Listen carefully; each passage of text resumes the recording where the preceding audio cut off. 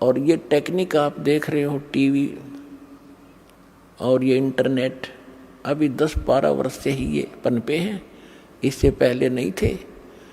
क्योंकि ये प्रोजेक्टर वगैरह बनवा के परमात्मा ने अपना ज्ञान अपने बच्चों को देना था, उससे पहले आपको शिक्षित किया। आज हम सफल हुए हैं इस शिक्षा के कारण, और हमारी गिरावट आई है नैतिकता में तो भी शिक्षा के कारण। आप देखो, हम क्योंकि दास ने दोनों जमाने देखे हैं, वो जमाना भी देखा है कि आपस में कितना प्यार होता था। हमारे चाचे ताऊ दूर दूर के रिश्तेदारों का गांव में एक दूसरे का सहयोग करते थे। किसी पर आपत्ति आ जाती थी, सब सारा का सारा गांव इकट्ठा हो जाता था, उसको हमदर्दी देते थे, हम तेरे साथ हैं, घबराइए मत, कोई बात नहीं, और इतनी मदद करते थे, वह आपत्ति एकदम भूल जाता था इंसान। और आज सोचा यूँ मर जाए तो बढ़िया जल्दी पड़ोसी, और अपने आप को पता नहीं क्या बना लिया, 2 अक्षर सीख लिए, कोई अफसर लग गया और कल मृत्यु हो जाएगी, गधा बनेगा। वो दुख नहीं दिखता इस अध्यात्म ज्ञान के अभाव से। तो इस अध्यात्म ज्ञान से हमारी वो मोतिया बिंद समाप्त होगा, जिसके कारण हम बकवाद कर रहे हैं, और एक जीव अपने आप को यहाँ पता नहीं क्या मान बैठा है। तो जीव को अपनी औकात का पता लगे, फिर किसी भी पोस्ट पर रहे वो दास बनकर रहेगा, और जिस कारण से उसके कर्म नहीं बिगड़ेंगे। आज आप देख रहे हो, किसी ऑफिस में जाइए, किसी भी ऑफिस में जाइए, कोई ABC कोई कमी नहीं रही किसी की भी।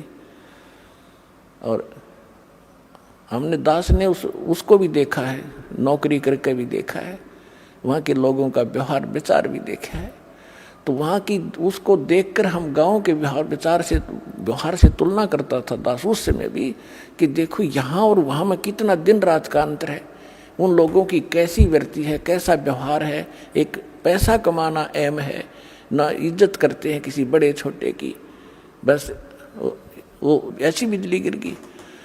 तो कहने का भाव ये है, पुण्यात्मा, जब ज्ञान होगा और भक्त बनोगे, आत्मा में डर होगा परमात्मा का, और सामने वाला भी परमात्मा का बच्चा है। और जैसे किसी अफसर के बच्चे को एक नौकर गलत बोल सकता है, उसको गलत व्यवहार कर सकता है, उसको जिसने भांग शराब पी रखी हो वो कर सकता है, लेकिन फिर उसको सजा भी भोगनी पड़ेगी।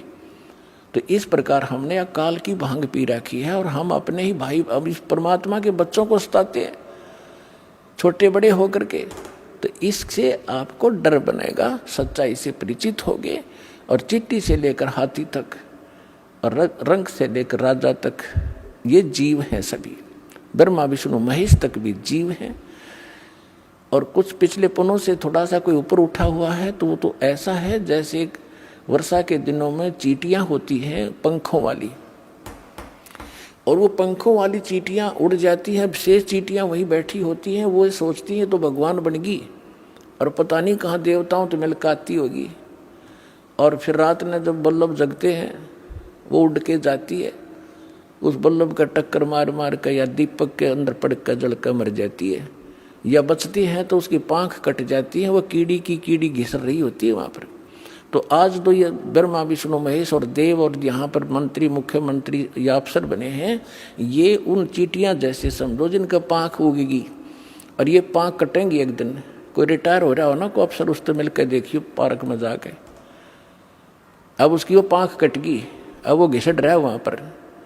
तो हम फिर इस भगवान के ज्ञान से पहले ही समझ जाएंगे कि हम क्या है। बेशक हमारे पंख होंगे यानी अफसर होंगे, लेकिन हम बकवाद नहीं करेंगे।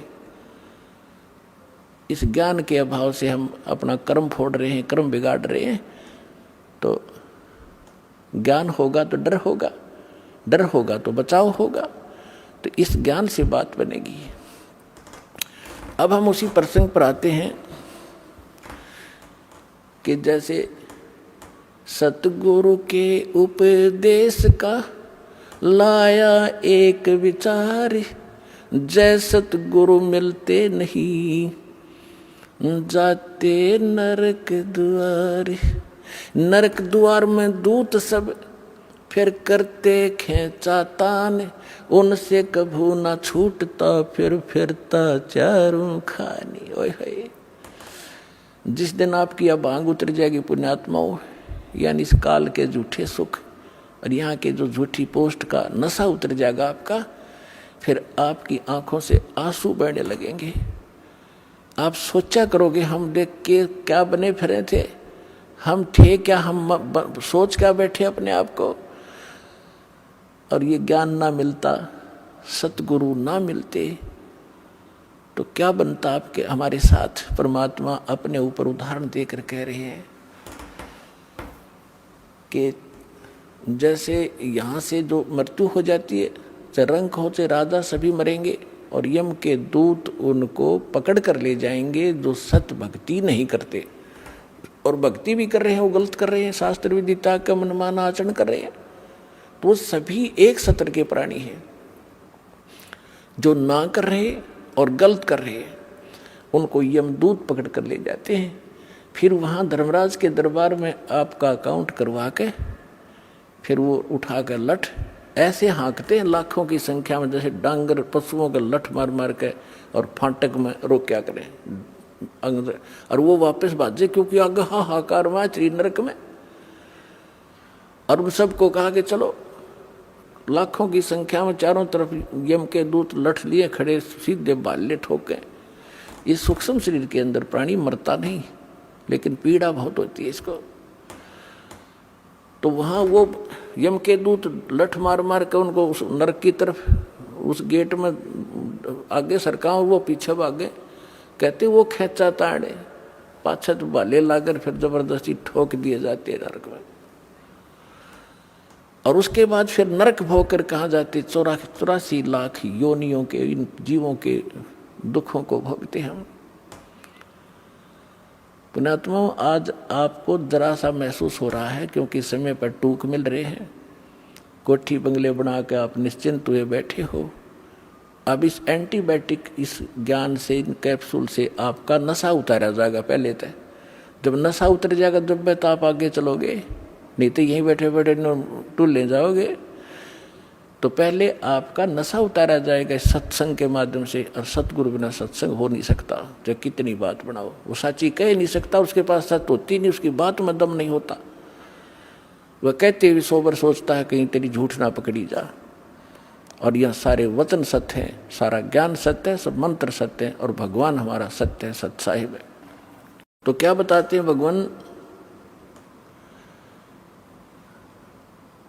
कि नरक द्वार पे, नरक के गेट पे दूत सब वो करते खेचा ताड़, और उन ते कभू ना छूटता, फिर फिरता चारू खान। चार खानी में भरमता। चार खानी कौन सी है? जैसे कुछ तो अंडे से उत्पन्न होते हैं, कुछ जेर में लिपटे हुए उत्पन्न होते हैं, जो उनको बोलते हैं अंडज, जेरज, श्वेतज और उद्भुत। ये 4 प्रकार से जीवों की उत्पत्ति होती है। इनको 4 ग्रुपों में बांटा गया है। इसमें 84 लाख प्रकार के प्राणी होते हैं, जैसे मच्छर, मक्खी की, पशु पक्षी सारे लगा कर। तो परमात्मा कहते हैं कि उसके बाद फिर 84 लाख प्रकार के प्राणियों के शरीरों में दुख उठाते। 4 खानी में भरमता और कभू न लगता पार, सो फेरा सब मिट गया मेरे सतगुरु के उपकार। ओए होए,